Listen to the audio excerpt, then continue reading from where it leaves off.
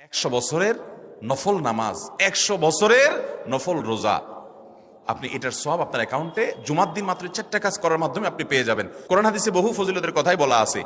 এত বিপুল পরিমাণে, এত অধিক পরিমাণে সওয়াবের কথা যে কারো বাসা থেকে অনেকের আছে যেতে 500 স্টেপ পড়বে।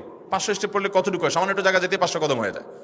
অনেকের বাসা থেকে যদি 500 কদম পড়ে 300 কদম হয়, তো সে এই 500 বছর নফল নামাজ, নফল রোজা, রাত ভর দিন ভর করার সওয়াব, কন্টিনিউয়াসলি করার সওয়াব মাত্র এই মসজিদে গেল আসলো, 4টা শর্ত পূরণ করে সেটা সওয়াবটা পেতে পারে। যদি সপ্তাহে 4 জমা হয় তাহলে 4 বার 500 করে যদি হলো 2000 বছর, এভাবে তার আমল আমাদের সওয়াবের পাহাড় সে জমা করতে পারে শুক্রবারের ছোট্ট আমলটার মাধ্যমে।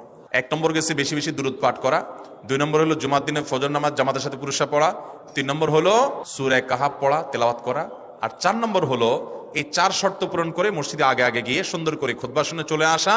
কোনো কথাবার্তা, খুতবা চলাকালীন সময় কোনো কথাবার্তা, অনর্থক কাজ